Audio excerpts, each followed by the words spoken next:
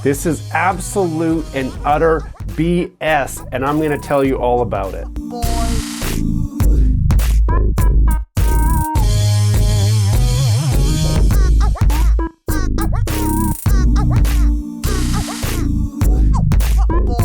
Hello and welcome back to Gears and Tech. This video is a follow-up video to one that we released a couple days ago where I was showing you how to completely waste $400. Now, if you didn't see that video, basically I was telling you about how I had just bought an Xbox Series S, a total trash system that's only valuable purpose had just been completely shut down. Now I'm talking about Microsoft shutting down developer account access on the Series S and Series X Xbox consoles. Now, why do I say this system's trash? Well, I say it's trash because it's so underpowered compared to the Series X and the PlayStation 5 that it is handicapping our next-gen gaming systems.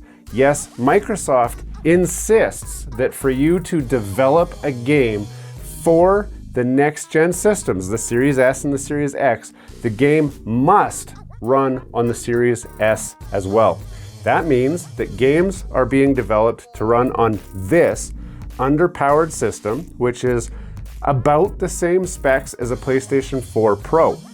Now again, people will argue with me that I'm wrong and that this is way more powerful than a PlayStation 4 Pro, but when you look at the capabilities and what this thing puts out, it's only about the same as a PlayStation 4 Pro. And that means that the games that have to run on this are just upscaled versions of that same game when we're playing them on our PlayStation 5 and our Xbox Series X. And that is why this system is useless to me, except as an emulator. Before we get too far into this video, don't forget to subscribe to the channel down below. If you've seen some of our content already and have not subscribed, we want you to join our community. Smash that like button, hit subscribe, and let's get back to the video. And as an emulation system, it is phenomenal. It is well documented that it is phenomenal.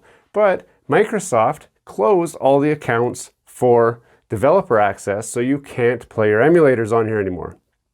But if we are to believe Jason Ronald, he came on Twitter and said, hold on. There's been a misunderstanding. In his Twitter feed, he says, we have no plans to remove or disable developer mode on Xbox consoles.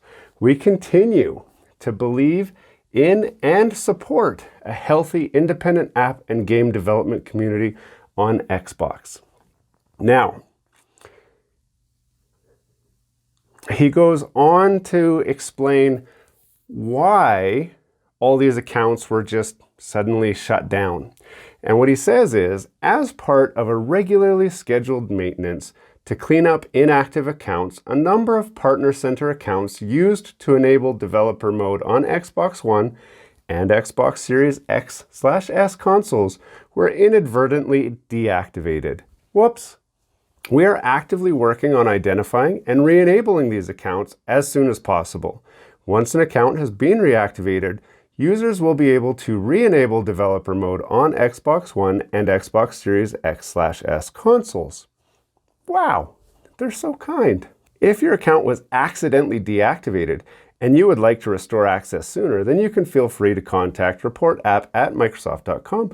We apologize for the inconvenience and we are working to remedy this as quickly as possible. And thanks for your patience.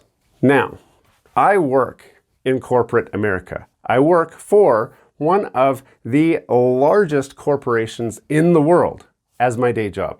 And I know for a fact that no one single person anywhere in any major corporation has the ability to just accidentally disable a feature.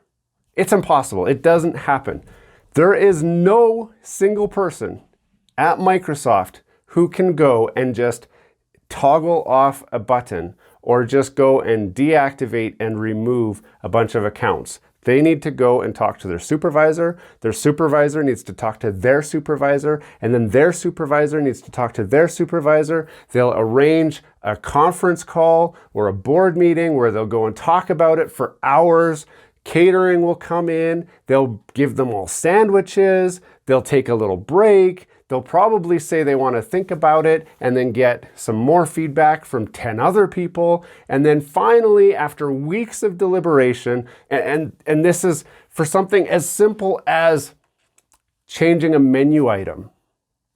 There's nobody there that just said, oh yeah, I just deleted those accounts. If there was, they'd be throwing that person up and saying, we found the person, we fired him, this is never gonna happen again. Not even Bill Gates himself would be able to go and remove this feature without having somebody else authorizing that removal. What is more likely is that they turned it off because something triggered it. Now they're saying that it was triggered because, and you know, it's funny because he says, oh yeah, the affected accounts. We're trying to figure out what the affected accounts are. It's real simple. Basically, you disabled every single account that was tied to an Xbox account and just deleted all of those. You don't have to go and figure out whose account was accidentally deactivated. You know exactly whose account was deactivated. You deactivated all of them because you didn't want this to be authorized on your system in the way that it has been. That's the straight up truth of it all. But what happened was, probably they saw my video. Probably they realized the connection that I made between this decision and the decision of Sony to remove Linux from the PlayStation 3. The guys at Xbox, probably in that boardroom that I was just talking about, were all sitting around watching my YouTube video, and they said, holy crap, this Gears and Tech guy is right. We might have just pissed off the wrong people. We better fix this. And for the first time in decision-making history, they unanimously agreed, we better turn that back on. And this tweet came out. When did this tweet come out? January 5th. See, I don't think it was an accident that my video came out on January 5th at about 2:30 Mountain Standard Time. And at 3:30 Mountain Standard Time, they went and posted, hey, we've made a mistake. It was a simple mistake. Please don't be mad at us. Hackers and groups that support hacking and modders, don't be upset with us. This was a simple mistake. Please accept our apology. And it's so funny to see through the comments people that are coming on and saying, oh yeah, we knew that you guys had our back the whole time. These guys are suckers. Are you a sucker? Do you believe this? I don't believe this. I'm not a fool. Maybe I am a fool, but not in this case. I don't believe that I am. This was Microsoft testing the waters. The fan base backlashed hard and quick, and they backpedaled just as hard and quick. That's what this is all about. This is about backpedaling. This is an expert exercise in backpedaling based on a decision that they had already made. It is no coincidence that this happened in January around the 1st. That is not an accident. This was a decision that was made at a corporate level to disable a feature and hope nobody noticed. The community noticed. People who care about this feature, they noticed, and they spoke up loud and clear and said, you guys just screwed up, you've fired shots, and we are going to fire back. I am happy that Microsoft has recognized that these are not warning shots and that they have backpedaled. That is good, and it's great that they have understood what the ramifications could be if they did not fix this. I'm a little disappointed that they're choosing this path to just lie about it and pretend it was an accident, because it clearly was not an accident.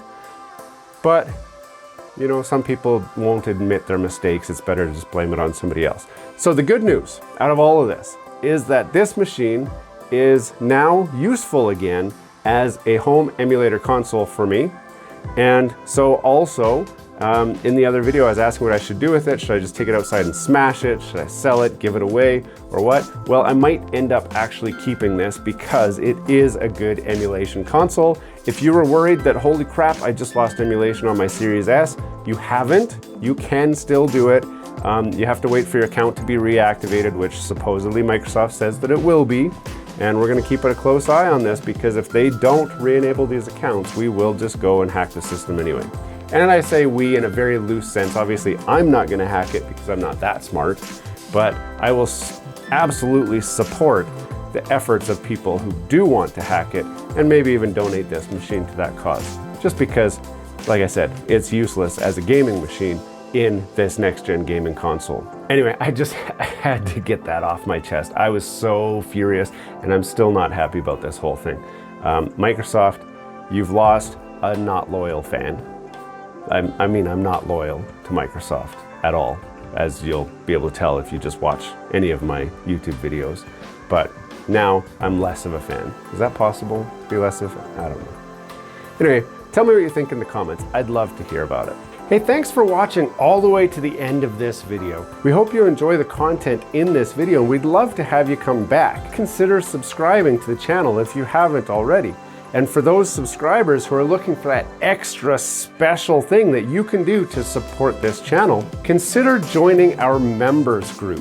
That's where we're building this community, the Gears and Tech community, where we can all enjoy content together.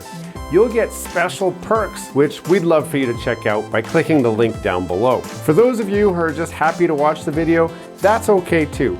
You can check out some of our other content right over here, where we've got some previous videos that have already been uploaded and enjoyed by many of our viewers already. We do hope to see you again. This has been Gears and Tech. Have a great day.